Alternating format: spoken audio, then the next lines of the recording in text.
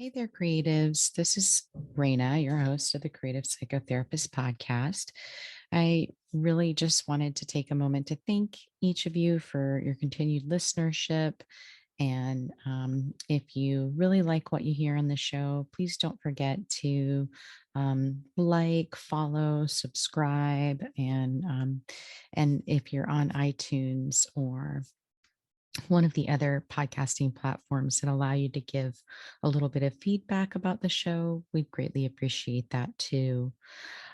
Today's going to be another solo episode. I had mentioned a couple of weeks ago, I'm going to try to hop on here and do a few more solo episodes and kind of push my own growing edge.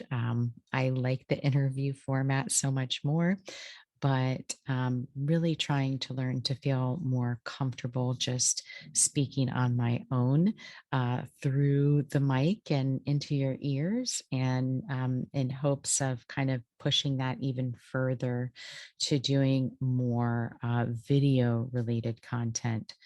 Um, so today's episode is going to be all about the risks or challenges and benefits of providing supervision through your practice. It's something that I have been doing in my practice for now, like a variety, a long time, many years really. And it's something that I've been offering in my practice as a service for a number of years. And then after I was providing supervision, I started working with a colleague to develop a training on supervision specifically for licensed folks in the state of Florida. So it meets the state board of licensed clinical social work, marriage, family counseling, or marriage and family therapy, and licensed mental health counseling. In order to become a supervisor, you have to take a 12-hour training. When I became a supervisor, the training was like 16 hours, I think. Um, so I wanted to just share some of the things that I've learned along the way. In addition, I also wanted to share with you that if you're interested in providing supervision as an art therapist, say you have your ATR BC and you want to continue to provide supervision, or you're an ATCS like I am, and you need that 6 hours of continuing ed in supervision for art therapy, I'm going to be providing a training for that on June 3rd. It'll be a 6 hour training. It will be online, and I will have CEs for it. It'll be through the state board of social work, marriage and family therapy, and licensed mental health counseling through Florida. But it will have those CEs so that you can utilize that in your ATCB update for this upcoming year if you need those 6 hours for your renewal in order to provide supervision to other art therapists that are getting started. So I'll be doing that. In addition, we also have the 12-hour training for supervision for folks in Florida if they want to become a qualified supervisor. And we have training, our next training is May 22nd and 23rd for that. And the information for those trainings will be able to be found on our website, www.floridaarttherapyservices.com. So that's really my practice website, different from where the podcast actually is kind of aired and broadcast. And then we're also going to be offering a training in using the Epics career assessment. And if you're not familiar with Epics, Epics is a card sort, visual based career assessment. And it was developed by an art therapist, Karen Anderson Vignon. And back, I want to say late last year, early this year, we aired an episode with Karen where she shared how she developed the EPICS assessment. And if you want to listen to that episode, you can find it at www.creativeclinicianscorner/episode 62, and you can learn all about how she developed it and how it can be used. I'm really excited to be partnering with her to be able to offer the 2.5 CE training for people that want to add this assessment tool to their toolbox and how they work with clients to increase accessibility for folks that maybe struggle with some of those long text based career assessments. And this really looks at like personality and environment and, is there a good fit and a good match there? So that should be pretty cool. And again, the information for how to sign up for any of those trainings can be found at my practice website, which is www.floridaarttherapyservices.com.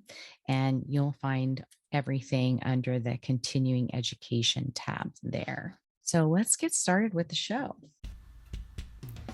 The Creative Psychotherapist is the official podcast of the Creative Clinician's Corner, a practice-building resource for creative psychotherapists.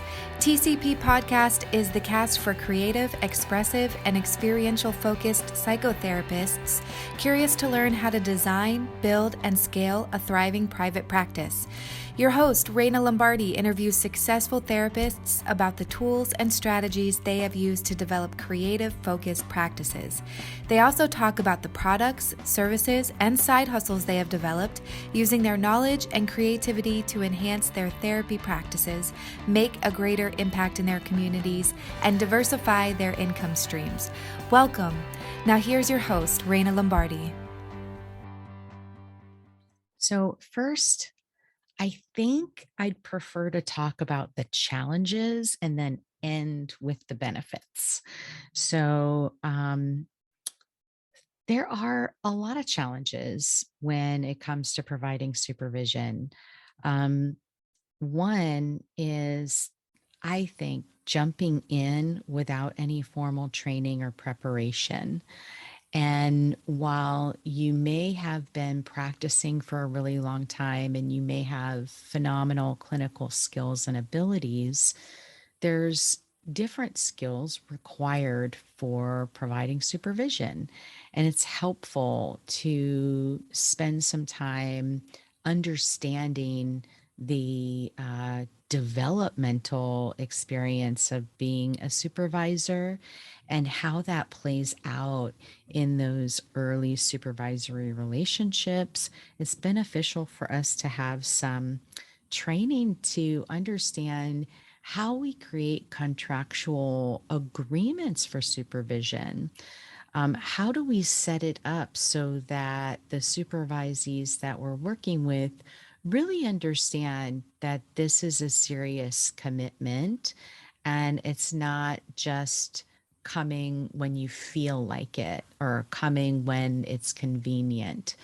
Um, Having that formalized contract where everything is laid out, kind of like your informed consent for treatment. Everything's laid out, everything's spelled out. All of the responsibilities of both parties are in there.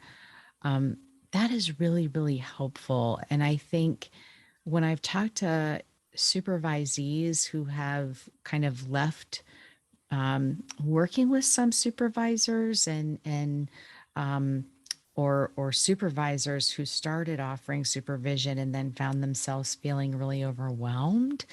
Um, a lot of times it goes back to just that lack of preparation, that just a little bit of training and support, or even seeking consultation from another person that has been providing supervision for a while can really make a huge impact on a quality experience for both parties. The second challenge that I think really, really stands out for people and makes people hesitant to become a supervisor has to do with legal liability. And we live in a very litigious society.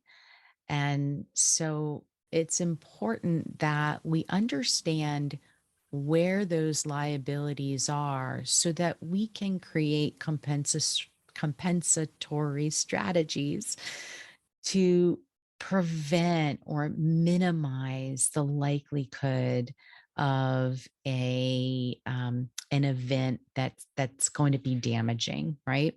So again, having that training can really help a little bit with that. Um, but also thinking about how much is too much, right?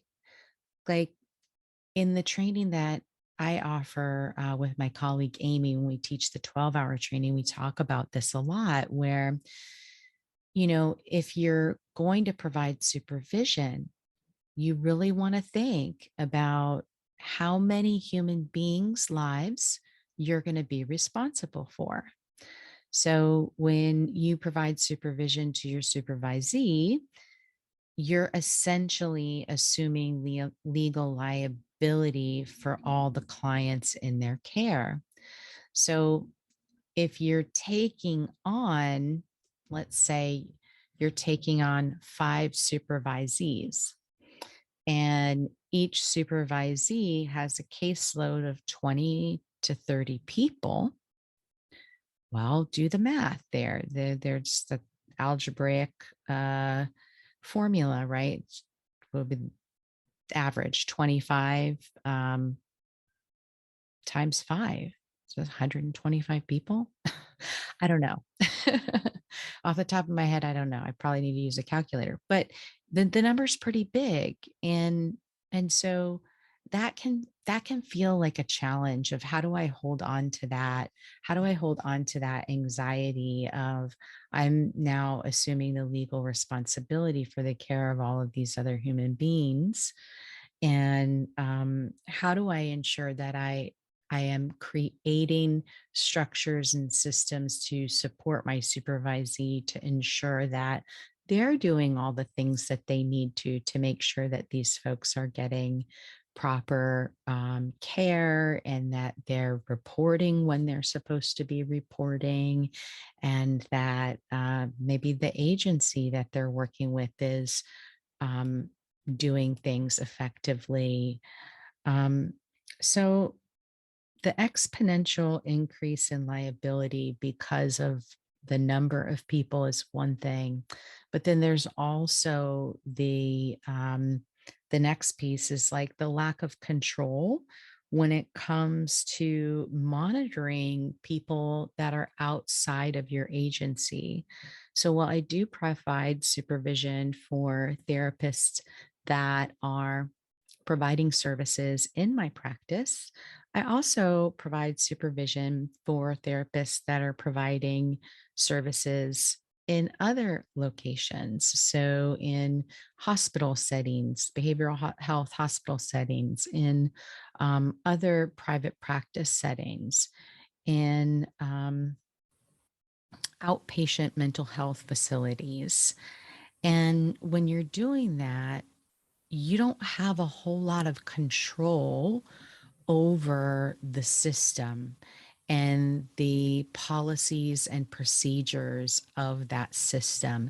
And that sometimes can bring up a lot of tension in the supervision, in the context of supervision, because the supervisee may be reporting certain things to you that clinically, ethically, legally, you see as problematic and need to address. And so then that can sometimes feel a little bit challenging. But again, if you have some support around how do I have that conversation? What do I do? How, like, is it possible for me to talk to the clinical director of my supervisee who's working at an agency outside of my purview so that I can discuss with them these particular issues or points of concern regarding what they're asking the supervisee to do or directing the supervisee to do. So, like one example that came up in a recent supervision course that Amy and I taught was somebody had shared, well, the supervisor at my agency, there was like a policy that you weren't supposed to do any mandated reporting before you spoke with the clinical like supervisor, and then they determined whether it was reportable or not. And we all kind of thought, ooh, that makes me feel really uncomfortable. It's not up to us to decide whether suspicion, something that was suspect in terms of abuse, is to be reported. We just report it. And then that's up to DCF or CPS, whatever it's called, where you're listening, those Child Protective Services, to determine whether or not that abuse occurred. It's not up to the supervisor to say, yes, like that should be reported, or no, that shouldn't. Although I will say, on the terms of like, yes, that should be, obviously, you're going to communicate that to your supervisees when you hear them share something that you're like, let's talk about that. Did you report that? This is why it should be reported. Here's what we're going to do next. So these are some of the challenges that come up when you're providing supervision. And then the other piece, I think, which can feel really uncomfortable if perhaps you're working with somebody who isn't receptive to learning, who isn't receptive to feedback, who may be behaving in ways that are of concern because they're not up to the standards of expectations within our profession, and you've given feedback and you've given correction, but it hasn't been integrated, then it's our responsibility as the gatekeeper to the profession to say, I can sign off on your hours. However, I am also going to be including why I'm not recommending that you're able to practice independently yet. And that can feel really uncomfortable for people. So again, having somebody else who's been in this role before as like a consultant can be really helpful, or sometimes it can be called supervision of supervision, so that you have somebody to say like, oh my gosh, like I'm experiencing this. What do I do? I need that support. And maybe they've done it and this is how they've done it. And that too also can be a concern in terms of liability, because your supervisees, they have due process rights. So if they're unsatisfied with how you're doing things, or they disagree with that, they have the right to report it to the board, right? They have the right to report it to your credentialing body or your state licensing board, um, and bring in a third party to go through it. So it's important to understand when you're doing supervision that it is serious. It requires documentation in the same way that we provide documentation when we're doing clinical treatment. And so these are just some of the challenges where it can be really beneficial to have things outlined for you. Um, and I'm sure there's more, but that's all I'm going to talk about in terms of challenges, because I really want to emphasize some of the benefits. There are a lot of benefits. And honestly, if I didn't love providing supervision and mentoring new clinicians and helping them to develop their professional identity and really feel rooted and secure in the work that they're doing, I probably wouldn't, you know, the risks might outweigh it, like if that wasn't there. But there's so many benefits that really make it a worthwhile experience. So the first is like, it's a give back to the field. I look back at my early years in the profession, and there are a handful of people that I will never forget because of how influential and supportive they were in my professional growth and helping me to really hone my clinical skills. And those supervisors made a tremendous impact in my life. And so it's something that I feel like I wanted to be able to give back to.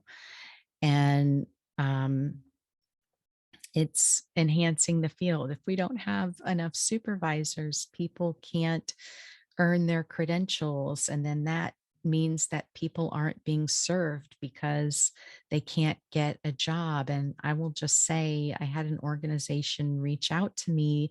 They really want to add some art therapy groups into their facility. And there's limited art therapists in my community, credentialed art therapists. So the folks that I did connect them with, because I just don't have the time to take it on, it didn't work out. I think maybe scheduling and also like the distance, because they're kind of in like a remote area.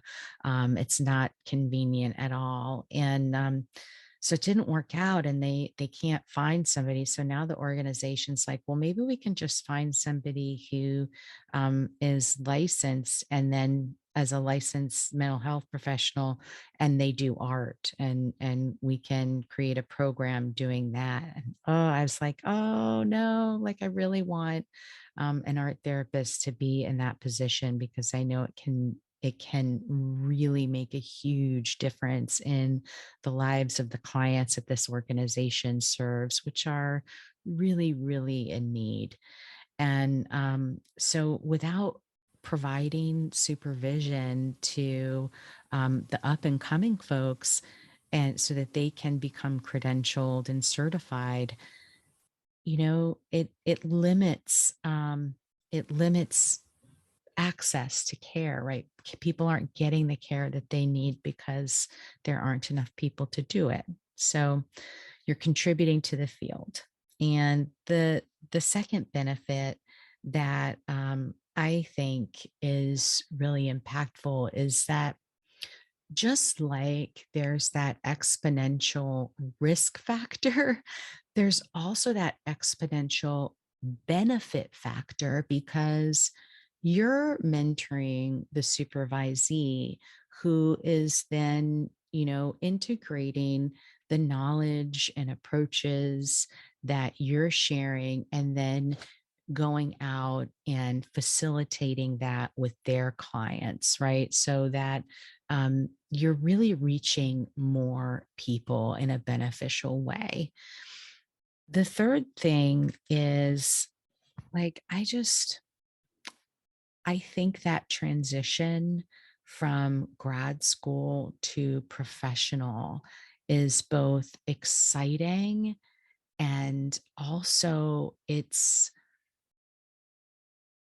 can be like a slap in the face in some ways, like harsh reality of what it's like to work full time in mental health. And if you've done your time in community mental health agencies and nonprofit organizations, you know that like when you go in, people start and they're so excited to make a difference. They are like gung ho ready.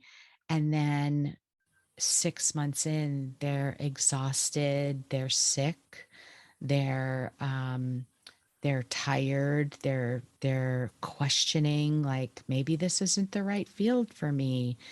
And they're kind of going through this process of like, wow, did I make the right decision? Because it can be such a challenging and work environment, some of the places where we provide services. And I think it's really helpful to be able to have really great supervision so that, as the supervisor, you can say, hey, maybe it's a goodness of fit issue, not that you're not meant to do this work, but maybe it's you're meant to do this work in a different setting or in a different capacity or with a different population. And let's work to really try to find that for you so that we don't lose people in the field, because we need more expressive arts therapists in the field. I mean, I'm speaking about art therapy in particular, but I really believe we need more expressive arts therapists in the field of all the modalities and the intermodal modalities, because it is it is what makes us human to express ourselves and to create. And people are really looking for and are hungry for our services in a way that I don't think I ever saw possible early on in my career. I felt like I was like having to beg people to even consider taking me on in a mental health role and allowing me to like do art therapy a little bit of the time. And now people really want it. And so I really think that being able to support new therapists during this transitional period is so important. And it can make a huge difference in the quality of that supervisee's life.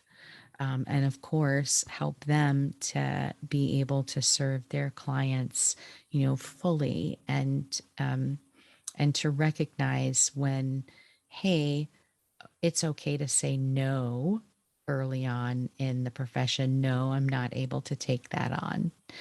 Where oftentimes newbies want to say yes to everything, which is a beautiful thing. But sometimes when we say yes to everything, then we get overwhelmed, and that contributes to some of this burnout type stuff that we see.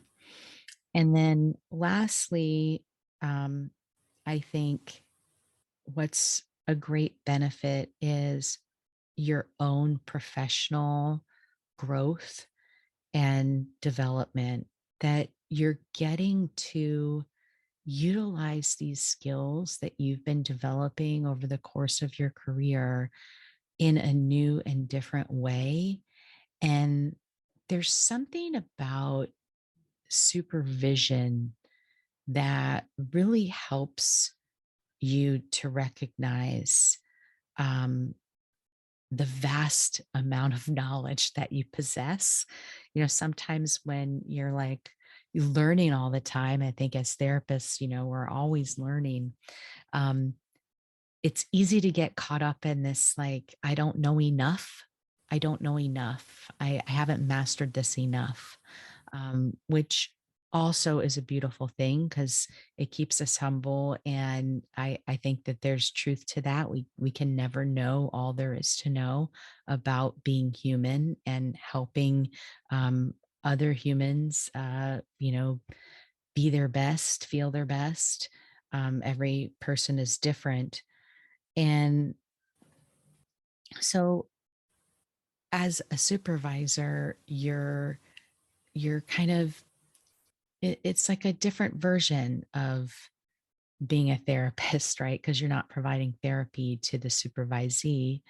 That would be a boundary crossing, but you're really you're really being able to offer your skills, knowledge, experience, wisdom. You're able to impart that to somebody who is learning to develop their own and hone their own skills. And it's just a really cool experience. I don't know. Um, Nothing like kind of teaching to help you really, ground into the materials, I guess. So, those are some of the benefits and challenges of supervision, of providing supervision. But what I also want to say is if you decided to offer supervision as a service within your practice, it also provides an opportunity to diversify your income streams. So, when you think about income streams in your practice, right, you might have individual clients would be one income stream, group clients would be another income stream. Um, Supervisees would be another income stream. And then if you offered trainings and workshops and things, that would be another income stream. It's beneficial for us to have our fingers kind of spread wide open, right? Just like if you tried to do things with only one finger, if you tried to let's say you tried to prepare a meal only using one finger, man, that would be rough. You'd have to work extra hard. But if you're using all five fingers, it makes things a lot easier. And I think that is true when it comes to maintaining a certain level of income within your business. Sometimes, if you're just focused all in the one area, you're, if that income stream dies, right? If you're not getting those individual clients, or maybe your group falls apart, you want to make sure that you have other options to still keep money flowing. And I will tell you that when things shut down a couple of years ago, I didn't shut down my practice. I still was open. We were working, we were seeing clients using telehealth, but a lot of clients kind of stopped and paused, but the supervisees didn't, right? They still had to continue with supervision because that was part of um, their job requirements. They're working towards those credentials and licenses. So those appointments continued.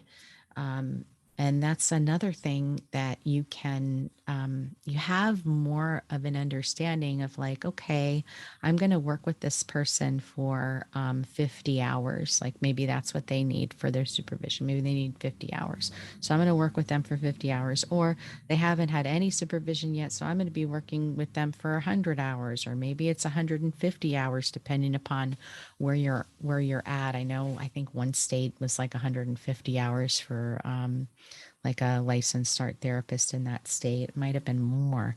So it kind of gives you an idea of like, okay, well, I know that. And then I can look at that from a financial perspective of like, okay, well, how much am I charging for supervision, and how much is that going to bring in my business? So at any rate, there's benefits business wise too.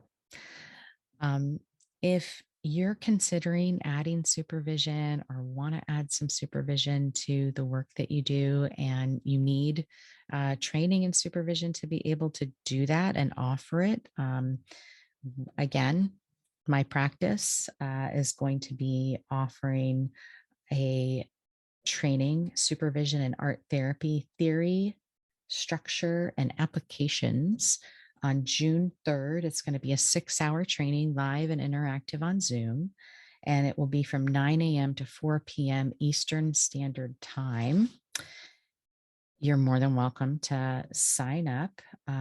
You'll be able to find that on my website, www.floridaarttherapyservices.com. And then you'll click on the continuing education menu, and then you will look for the 6-hour supervision training. You'll see there's two others. There's a 12-hour and a 4-hour. Those are specifically for the state of Florida licensed folks. This one is going to be specific for art therapy, and it will be 6 hours, and it'll meet that criteria for the Art Therapy Credentials Board. If you're a board certified art therapist or an art therapy credentialed supervisor, they're requiring that you have 6 hours of CEs and supervision. So that would meet that requirement. Anyway, thank you so much for listening today. And I hope you found this helpful if you're considering adding supervision to the work that you're doing already. All right. Take care, everybody. Thanks for listening to this episode of The Creative Psychotherapist. If you like what you heard, please rate, review, and subscribe wherever you listen to your favorite podcasts. For show notes, downloads, and additional resources, head over to the website at www.creativeclinicianscorner.com.